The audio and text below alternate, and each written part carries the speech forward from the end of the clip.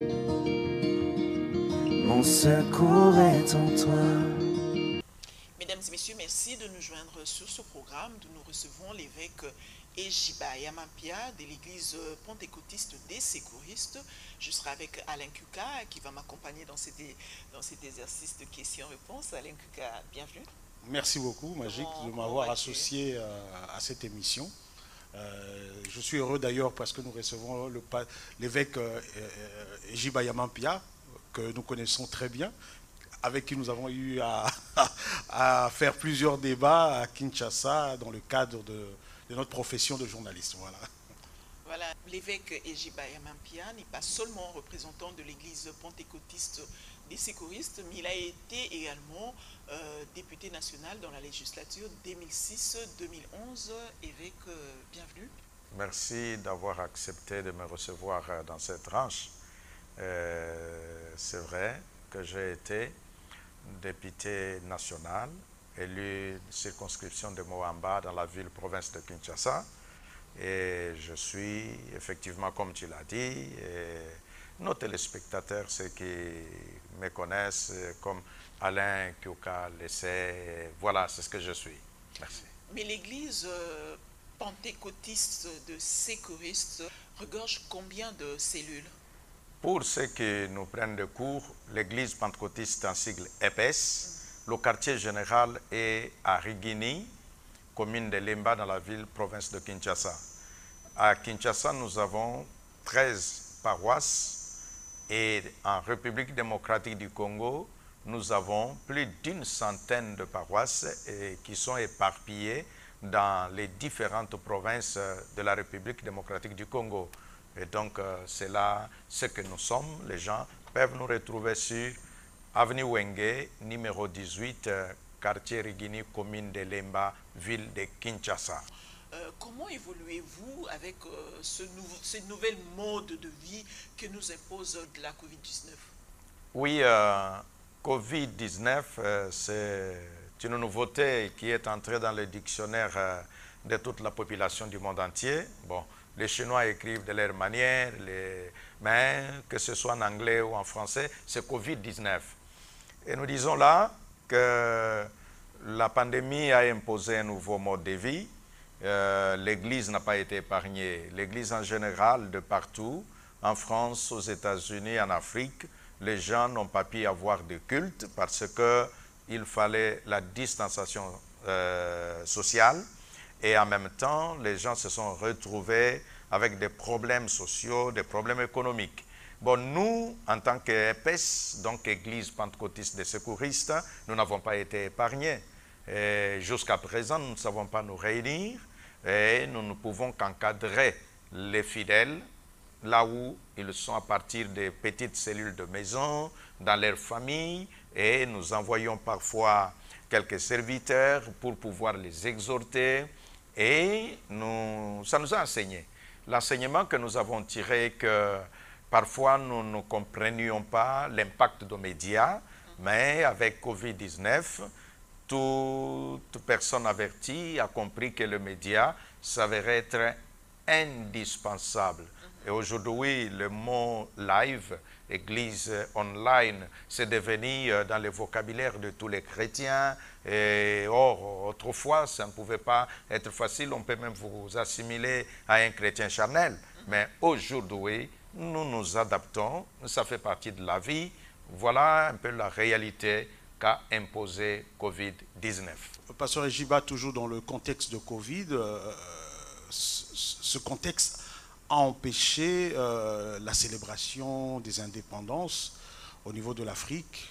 Il y a pratiquement maintenant 2 semaines, notre pays, la République démocratique du Congo, a commémoré ses 60 ans d'indépendance dans ce contexte de Covid. Donc il n'y a pas eu de manifestation, mais cela n'empêche que ça a amené les gens à se questionner sur le pays.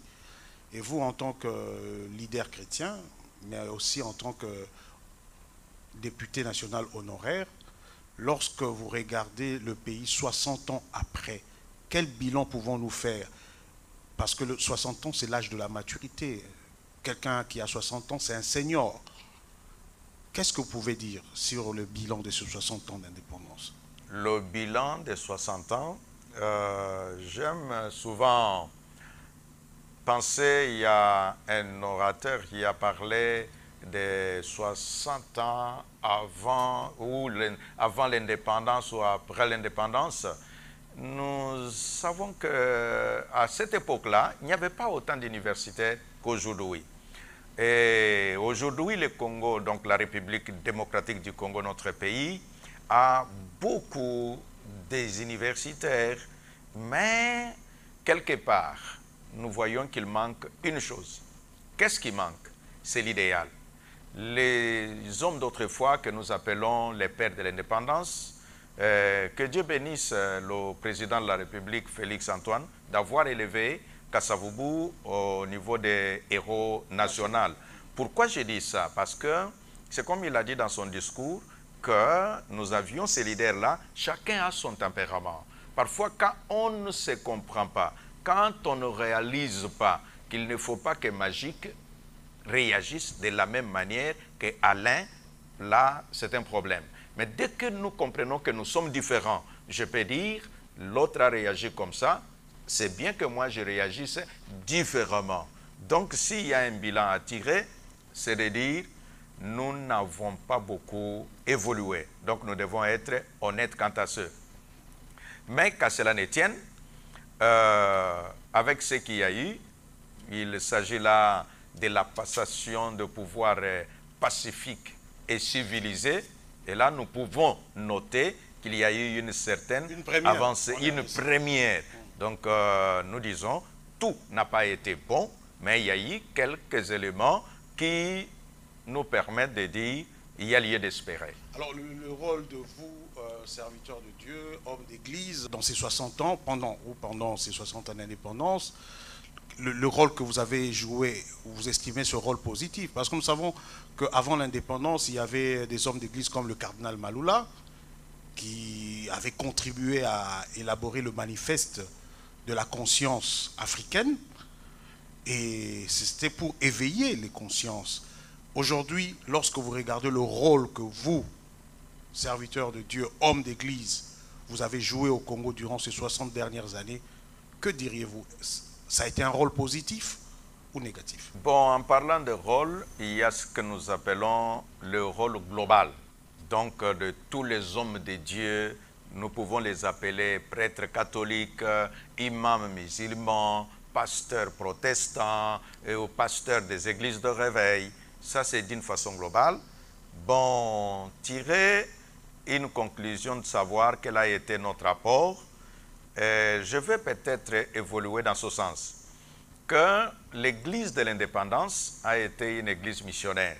Les Blancs sont venus, quand ils sont partis, ils ont laissé les autochtones continuer la tâche, et jusqu'à un certain moment, les autochtones qui sont restés, une partie, c'est ce que nous avons appelé, c'est pourquoi vous entendez, on les appelle les églises, certains appellent églises post-missionnaires, les autres appellent églises de réveil.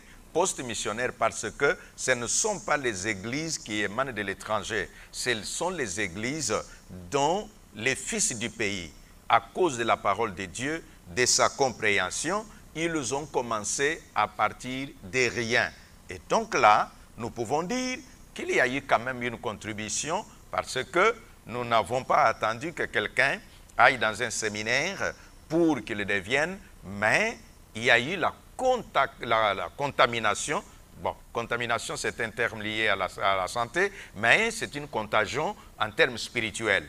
Qu'il y a eu un réveil, et le réveil a fait que les gens qui venaient d'ailleurs et ont prêché, les autochtones ayant écouté la parole, n'ont pas attendu la manne qui viendrait soit de l'Amérique ou de la France, mais ils ont commencé à zéro, parfois même avec un tam-tam, et quelqu'un bâtit tout un empire. Voilà pourquoi nous disons, en tant qu'Église, il y a eu quand même une avancée où les gens ont senti une certaine liberté spirituelle. Et là, le niveau spirituel connaissant une certaine liberté, ça a impacté aussi. Quand les politiciens pouvaient amener, quand on n'avait qu'un seul parti politique, vous vous retrouvez qu'on parle de plusieurs partis, ça fait comme contagion qui va d'église en parti politique. On n'avait qu'une église qui était dite, ou quelques églises traditionnelles. Maintenant, il y a les églises nouvelles que l'on peut appeler églises de réveil. On n'avait qu'un seul parti ou des partis politiques. Maintenant, il y en a plusieurs. Donc, nous disons là que, en toute chose, comme chaque médaille a deux faces, ainsi dit, il y a les bons côtés et il y a les mauvais côtés. Les bons côtés, la liberté qu'on peut quand même s'exprimer, que chacun peut faire ce que Dieu lui dit de faire. Bon, les mauvais côtés, c'est aussi le foisonnement, et c'est aussi la paupérisation. Le mauvais côté, c'est aussi un peu du désordre. C'est un mauvais côté et nous acceptons que chaque enfant grandit. En grandissant, on reconnaît qu'à telle époque, il y a eu erreur, on ne peut pas répéter les mêmes erreurs.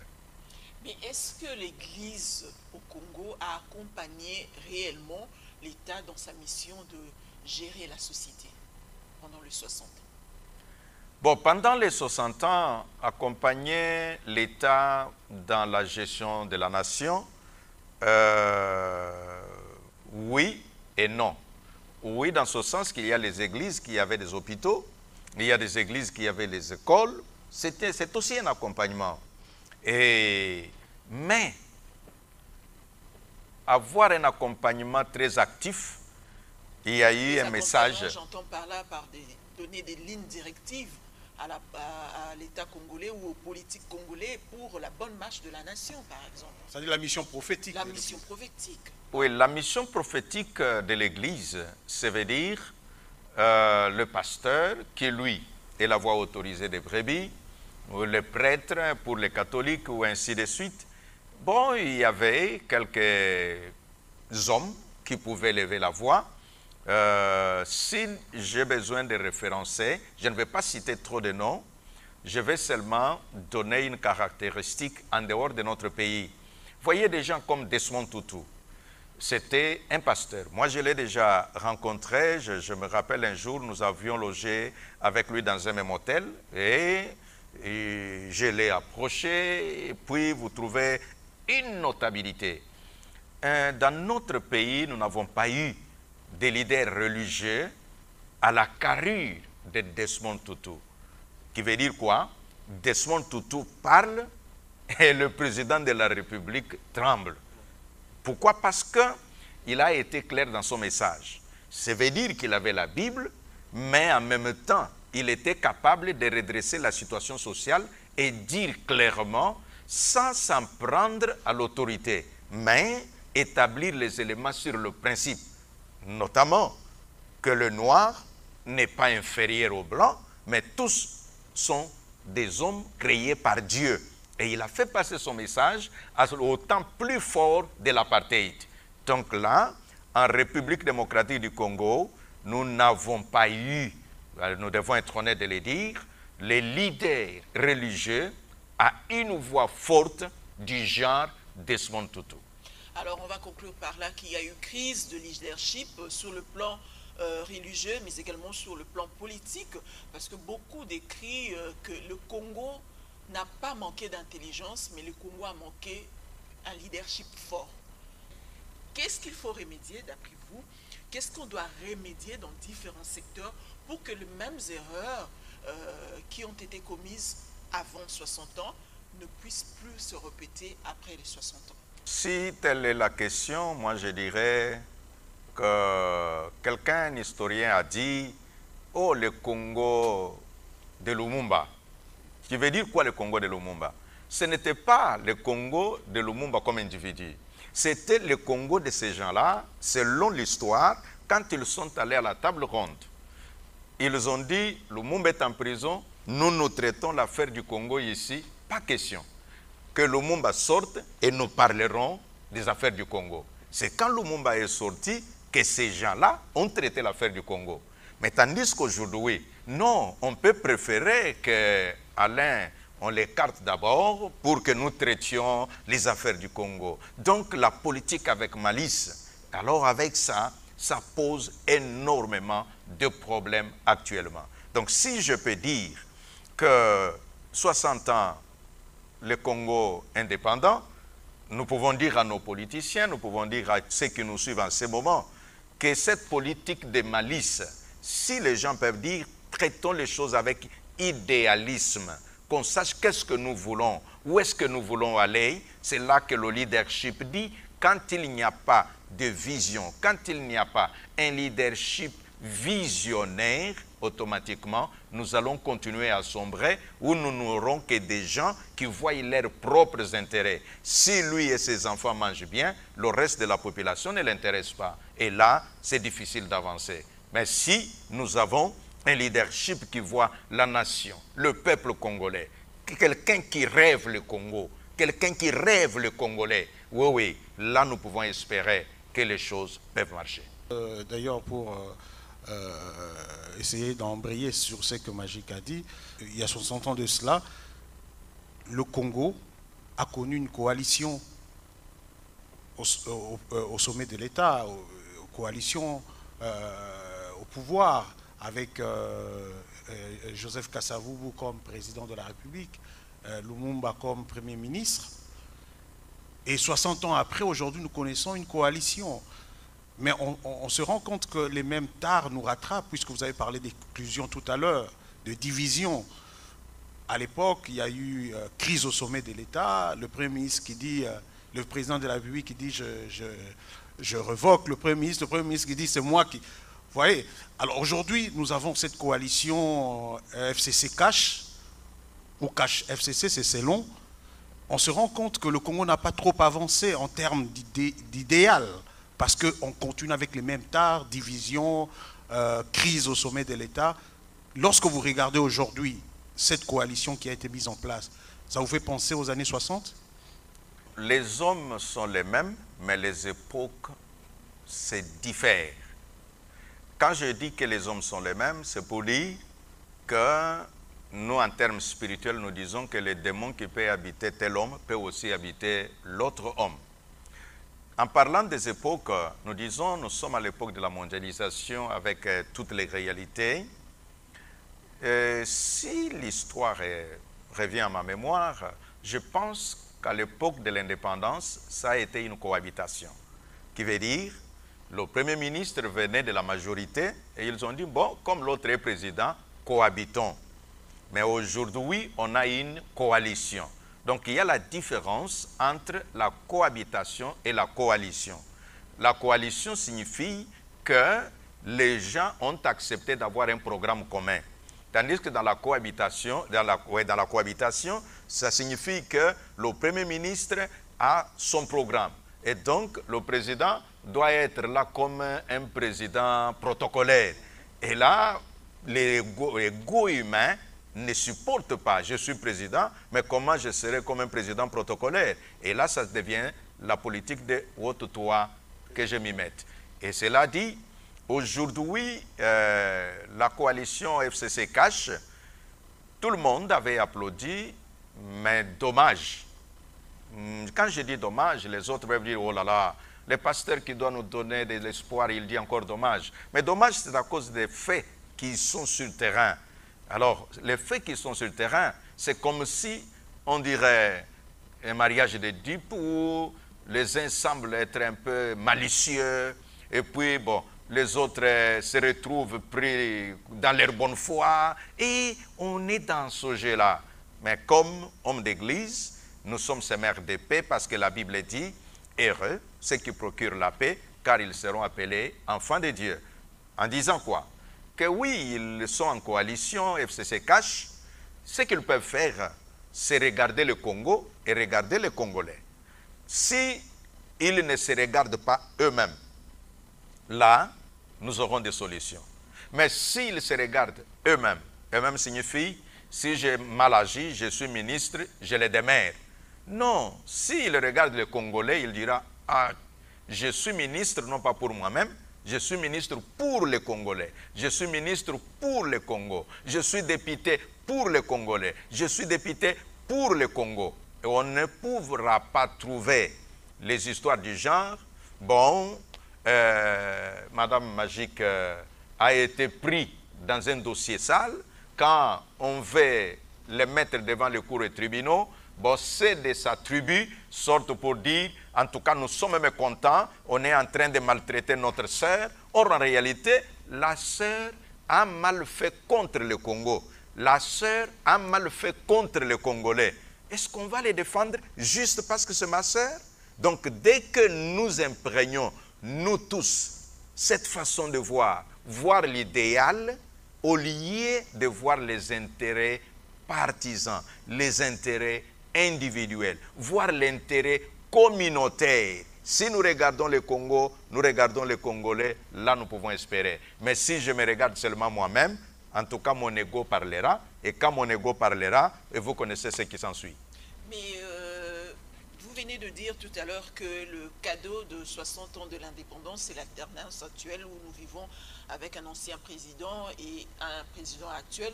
Mais pourtant, les avis sont partagés, les opinions sont partagées. Que répondez-vous à ceux qui pensent que le problème du Congo, c'est la crise de légitimité au niveau des institutions? Qu'on n'a jamais eu des institutions légitimes? Vous savez, c'est comme dans un match de football. Ben, je disais que c'est comme dans un match de football. Pour les sportifs, il y a toujours des tendances. Il y a les sportifs très zélés qui n'aiment jamais connaître la défaite. Si son équipe est en train d'échouer, d'être battue, il va trouver le but là, ça a été urgé. Non, le penalty là, on a mal sifflé. Mais un sportif dira, oh là là, c'est l'arbitre qui est le maître du terrain. Donc pour ce que tu viens de dire, bon, c'est vrai, tous les politiciens congolais ont reconnu qu'il y avait beaucoup d'erreurs dans les élections.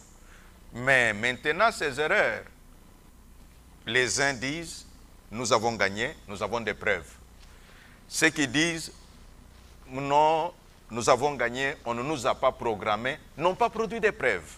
À ce moment-là, la loi se tranche en fonction des preuves. Et comme, surtout, qu'est-ce qui est bon pour le Congo? Celui qui est là comme président, il ne vient pas de ceux qui dirigeaient. Il vient de la véritable opposition. Il n'avait même pas un représentant à la CENI, qui est l'organe organisateur des élections, pour dire que son homme qui était à la CENI l'a favorisé. Non, il n'était même pas représentant à la CENI. Mais on le proclame, madame, mets-toi à la place de ceux qui ont concouru aux élections. On te dit, l'organisation là qui travaille te dit, Madame Magique est élue présidente de la République. Et toi tu vas dire, non, non, ce n'est pas moi, c'est quelqu'un d'autre. Mais jamais, ça ne peut pas se faire. Donc nous disons là, comme il y a la CENI qui a proclamé, tous on attendait, tout le monde entier, qu'est-ce que la Cour constitutionnelle va dire, et la Cour constitutionnelle s'est prononcée. À ce moment-là, personne ne nous a jamais prouvé comme ça que quelqu'un, même sur une chaîne de télévision, que mes amis, je suis allé à la Cour constitutionnelle, j'ai produit les preuves, on n'a pas voulu ça, les voici. Même sur des chaînes de télévision, on ne nous a jamais produit de preuves de dire celui qui est là n'est pas celui qui a gagné. Voilà, on est rentré de plein pied dans le dossier CENI. Évêque Jiba, l'actualité, c'est aussi la marche organisée ce lundi, 13 juillet, par la coalition Lamouka. Marche d'ailleurs qui vient à la suite d'une autre marche organisée cette fois-là par l'UDPS il y a quelques jours, donc le 9 juillet passé. Tous contestent l'élection de Ronsard Malonda à la tête de la CENI. Ronsard qui a été d'ailleurs dont l'élection a été entérinée par l'Assemblée nationale. Alors, certains disent il faut d'abord des réformes institutionnelles, notamment la réforme au niveau de la CENI.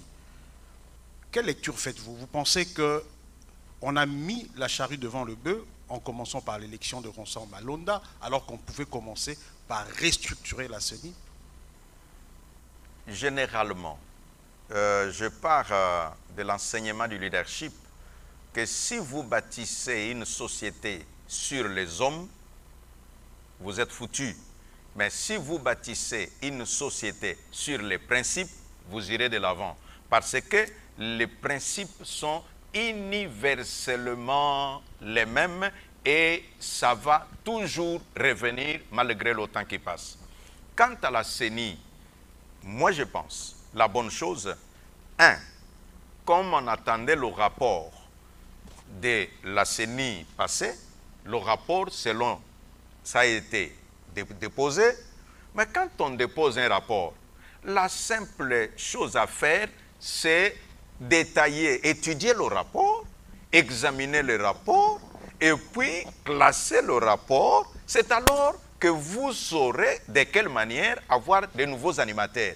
Mais le rapport est déposé à l'Assemblée nationale. Nous n'avons pas entendu aucun jour qu'il y a eu l'étude de ce rapport-là. Moi, j'étais parlementaire. Mais quand il y a un rapport, on vient, on le lit en plénière, on distribue ce rapport-là aux députés. Et nous n'avons pas vu toutes ces choses. Mais comment on va directement dire, voici, parce que quand on dit, voici le candidat président, pour dire quoi? Cherchons les autres membres de la CENI, et avec les autres membres, formons maintenant le bureau ou la plénière de la CENI, et les rapports nous liront quand? Quand est-ce qu'on dira que oui, ici il y a eu erreur, nous devons corriger? Donc, je réponds à votre question, qu'il est bon, un, arranger ce rapport-là, les lire, voir là où il y a eu des failles, les corriger, établir de nouveaux principes pour éviter les failles du passé. Et quand les règles sont établies, maintenant cherchons les animateurs. Vous savez, quand un animateur est déjà là, qu'est-ce qui va arriver? Si vous voulez établir les principes, ça sera des principes taillés sur mesure. Parce que chacun voudra que, comme je suis là, qu'on dise, bon, le premier vice-président doit gérer. Parce qu'il sait que lui est déjà premier vice-président. Voilà pourquoi nous disons là. Et là, moi je suis un homme d'église. Bon, quand nous entendons toutes ces querelles des évêques comme moi, les uns disent ça n'a pas été bien, les autres on dit on a déclassé les uns par principe tribal, mais ça c'est encore grave. Pourquoi? Parce que l'histoire récente nous apprend. Nous avons eu la CI, donc de Malou Malou. Il était swahiliphone, le président de la République était swahiliphone. Personne n'a dit parce qu'il est ceci et faisons. Rien du tout. Il est arrivé Ngoï Mulunda. Ngoï Mulunda, Katangé, le président de la République. Katangé, personne ne lui a opposé en disant parce qu'il est Katangé et donc il n'a pas le droit. Il est arrivé Nanga, swahiliphone. Et le président swahiliphone, personne n'a levé son petit doigt pour dire parce qu'il est ceci ou qu'il est. Mais aujourd'hui, juste parce qu'il y a Félix qui serait, et alors on dit tout Kassaïen ne peut pas concourir à la CENI. Ben mes amis, nous irons où avec la République? On doit, comme pour me résumer, 1. Traiter le rapport là. 2. Relever les failles, les corriger et établir de nouvelles lois ou corriger les lois existantes.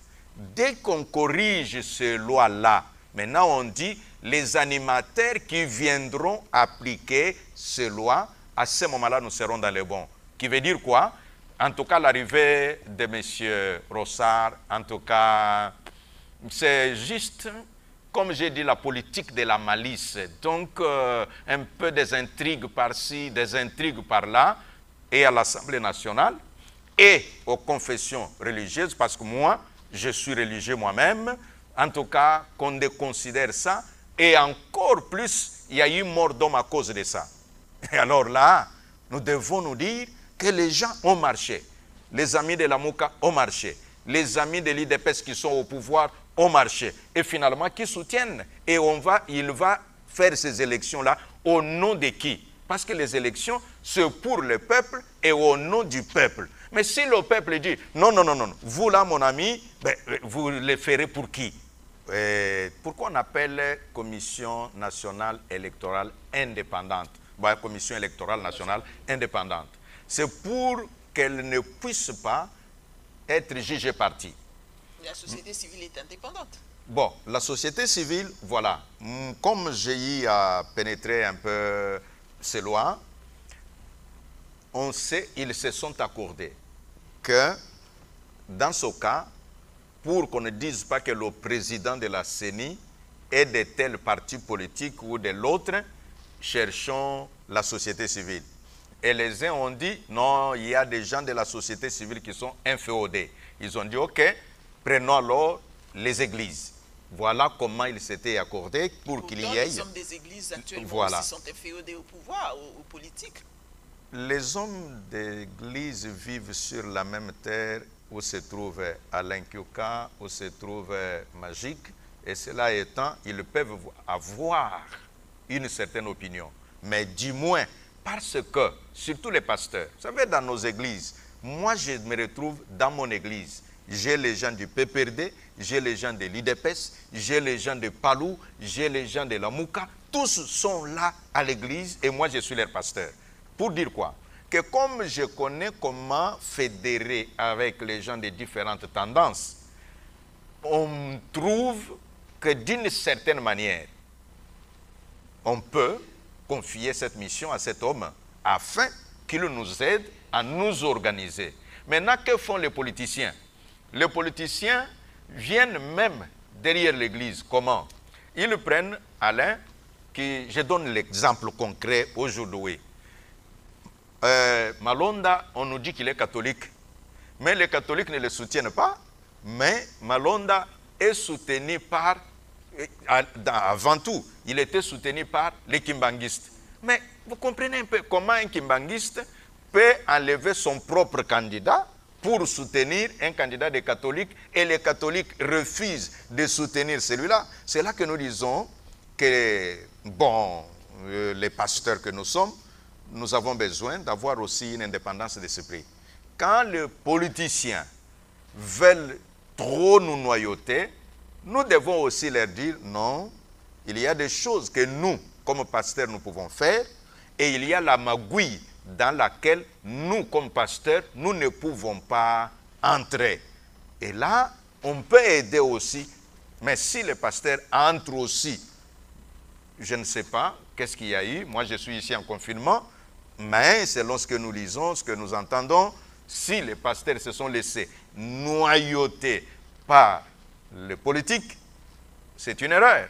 Mais ce sont des hommes de Dieu, je crois qu'ils doivent s'être repentis devant leur Dieu, et en ce moment, ils voient comment est-ce qu'ils peuvent refaire les choses de la bonne manière. Voilà, évêque Ejiba Yamapia, nous tendons vers la fin de cet entretien. Avant de vous donner le dernier, avant qu'Alain vous donne le dernier mot, j'aimerais quand même que vous puissiez nous donner votre appréciation de la politique de la RDC sur le plan international, puisque vous êtes ici. Je suis aux États-Unis et puis j'ai des échos qui viennent ici et là. La politique internationale de la RD Congo, pour le moment, il semble que la RD Congo, avec l'avènement du président Antoine Félix Tshisekedi, a connu quand même un pas de l'avant. Dans quel sens? Imaginez-vous, moi j'étais en train d'observer ce qui s'est passé au 30 juin, les lettres de créance. Et le roi Philippe, je crois tous ont suivi les déclarations. Bon, que le roi Philippe, 60 ans après, lui vienne demander pardon pour ce qui s'est passé, mais même si les uns ont dit ce n'est pas suffisant. Non, quand il y a déjà un, c'est pour dire qu'il peut y avoir aussi deux. Ah là, nous disons, non, le Congo est en train d'avancer quelque part. Deuxièmement, en Afrique actuellement, ou l'Union africaine, comme on l'appelle, vous connaissez la place qu'occupe le président de la République démocratique du Congo, et je crois, Dieu le gardant en vie, l'année prochaine, c'est lui qui deviendra le président de l'Union africaine. Je ne sais pas depuis combien de temps que la RDC s'est retrouvée à ce niveau-là. 3. Ici aux États-Unis où nous sommes, mais quand on parle de Félix Tshisekedi, c'est avec beaucoup de respect. Et là, nous disons, est-ce que les Congolais peuvent-ils saisir cette occasion et dire, ne voyons pas Félix, voyons le Congo. Si avec Félix, le Congo peut gagner, si avec Félix, les Congolais peuvent se retrouver, ok, comme disent les sportifs, j'aime un peu ce que disent les Quinois. Ah, Masta, équipé pour la terre. Donc tu vois, ils se retrouvent en disant, bon, Atangana Tiete, ceux qui ont été équipe gagnée, Toké Liboso. Donc si les politiciens de tous bords peuvent voir en disant, ok, de la manière dont la communauté internationale est en train de vouloir prêter la main à Félix, ce n'est pas pour ses enfants, c'est pour la RD Congo. Et partant de là, nous pouvons, ne fût-ce que le sursaut national, en disant, en tout cas, comme la chose est telle, comme disent les Quinois, Borango, Tobendango yana na Congo, Tango koyele na Congo, Tokotalandeni ne Kosalem. Qui veut dire que quand tout ce que Félix peut ramener au Congo, et nous pouvons voir. Mais si vous dites non, menons-les la guerre pour que les Congolais souffrent davantage, Mpoya comme Amabé. Mais les Congolais qui souffrent là, qui sont-ils? Il y a ton neveu dedans, il y a ton cousin dedans, il y a ton oncle dedans. Et si toi, peut-être avec tes enfants, tu te retrouves, mais tous les Banankassi ne se retrouvent pas dans ce que tu fais. Voilà pourquoi je dirais que la politique internationale pour la RDC, à l'instant, en tout cas, ça va. Puisque vous avez décrit la malice dans le chef des politiques, si un Congolais ou dans le chef de cette coalition, on décrit l'hypocrisie qui règne dans cette coalition entre le cash FCC ou FCC cash, comme disait Alain Cécilon. Comment peut-on faire la politique internationale? Comment peut-on émerger, concourir la RDC dans les concerts des nations alors que dans la diplomatie, Félix Tshisekedi n'a nommé aucun ambassadeur?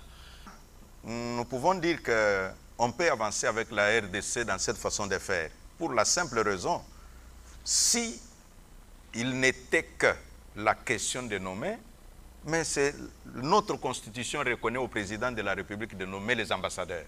Donc il pouvait dire, voilà maintenant, moi Félix, je suis au pouvoir.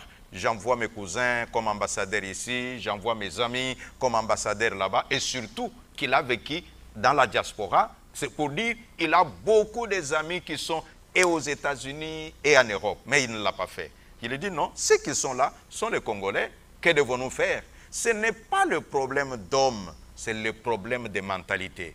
C'est la même personne, le même Congolais qui est là, si sa mentalité peut se réformer pour voir le Congo et les Congolais, il n'y a pas de problème. Qu'il soit de l'Amouka, qu'il soit des FCC, qu'il soit de l'IDPS, c'est un Congolais. Comme Magic a permis que je puisse quand même conclure, avant qu'elle-même puisse conclure le programme, vous avez répondu quand même à en partie à cette dernière préoccupation, parce que ce que nous voyons sur le terrain nous effraie. Nous avons peur de déboucher à une guerre civile. Voyons ce qui se passe sur le terrain aujourd'hui. Qu'est-ce que vous pouvez recommander aux hommes politiques, aux leaders religieux, aux leaders d'opinion en RDC pour qu'il y ait la paix et la concorde nationale? Là, tu me poses la question pour que je réponde selon les paliers. Les hommes politiques, il y a les leaders religieux, les leaders d'opinion et les politiciens. Parce qu'il peut y avoir un politicien, mais qui n'est pas dans les institutions. C'est un enfant du pays.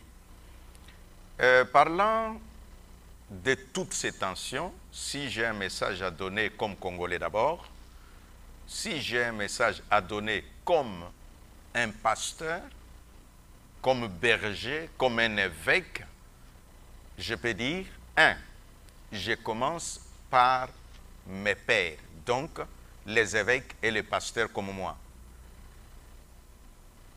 Abandonnons cette façon de faire, laquelle, si toi, tu reconnais que dans une certaine façon de faire, tu as contribué à la destruction du pays, tu ne peux pas te lever sur le plateau de la télévision et dire, en tout cas, si ce pays ne marche pas, bah pasteur Batubaboumi Mbokoy. Non, les pasteurs font un grand travail. Que si eux ne parlaient pas, il y aurait eu encore pire que ce que nous voyons. Voilà pourquoi nous disons que pasteurs, continuons de faire ce qui est en notre pouvoir. en ne nous faisant pas passer pour Dieu, nous sommes des serviteurs de Dieu et que lui, le grand Dieu, celui qui est le maître des temps et des circonstances. Qui signifie quoi? Un pasteur ne peut pas se présenter comme si il avait à lui seul toutes les solutions de la République. Non, c'est difficile. Voilà un premier constat à l'endroit de mes pères, donc des serviteurs de Dieu comme moi. À l'endroit des politiciens qui ne sont pas dans les institutions. Comme nous avons choisi le mode d'accession au pouvoir, ce sont les élections. Les élections qui se sont déjà passées, en tout cas, nous attendons, les élections locales viendront. S'il y a une bataille à faire, c'est comme nous avons vu, tous parler le même langage, que la CENI doit être réorganisée. C'est en fonction de l'avenir. Donc que tout le monde se prépare en disant, ok, celui qui dit, on m'a volé la victoire, qu'il se prépare pour qu'il dise qu'on ne me vole plus la victoire prochainement, que je me prépare pour ça. Et ça, c'est pour ceux qui ne sont pas dans les institutions. Là, d'écarter le langage tribal, pour la simple raison. Quand aujourd'hui, tu peux utiliser un langage tribal parce que tu n'es pas au pouvoir. Mais demain, quand tu iras chercher, surtout au suffrage universel, il n'y aura pas que les gens de ta tribu qui vont te voter si tu veux devenir président de la République. Pour que tu deviennes président de la République, ce sont toutes les tribus de la République démocratique du Congo qui doivent se retrouver en toi dans leur majorité, même s'il y a les autres qui ne pourront pas. Cela étant, évitons le langage tribal, évitons les discours incendiaires. Je sais, les politiciens diront, pasteur, tu parles, nous ne sommes pas à l'église. Hein? En politique, ce sont les coups bas. En politique, mais oui, qu'on ne brûle pas la maison, là où toi tu veux venir habiter demain. Ce sont les coups bas, bien sûr, mais ne brûlons pas la RDC parce que je veux que celui qui est là échoue quand moi je viendrai, que je répare. Maintenant, pour ceux qui sont dans les institutions, si j'ai un message, c'est de dire, si chacun pouvait dire, je suis député, que puis-je faire en faveur de la République, non pas en faveur des individus, en faveur de la République et en faveur du peuple congolais. Et celui qui est au gouvernement, il se dira, je suis ministre, je ne sais pas des mines, je suis ministre, je ne sais pas de TPAT ou consort, et que puis-je faire pour la République et pour le peuple? Qu'est-ce que nous aurons? Celui qui a eu l'argent pour construire les chemins, pour travailler les chemins, les sauts de moutons, il ne mettra pas l'argent en poche. Il fera cet ouvrage-là et le peuple sera content. Du reste, ce qui a manqué, c'est cet amour personnel, la fierté personnelle de dire, quand les gens passent aujourd'hui, Lunda Bouloulou n'est plus Premier ministre, mais quiconque traverse le pont Makelele, on ne l'a jamais nommé pont Lunda Bouloulou, mais c'est le peuple lui-même, en traversant là-bas, pont Lunda Bouloulou. Pourquoi il a laissé cet ouvrage-là? Mais pourquoi certains de nos compatriotes ne voient pas les choses dans ce sens-là? C'est notre supplication, notre message à tous. Au président de la République, président Fachi, comme on vous appelle Fachi Béton, sache que devant le peuple, les gens peuvent te mettre les bâtons dans les roues, mais demain, ça sera difficile que le peuple dise « Oui, mon président, les gens t'ont beaucoup embrouillé ».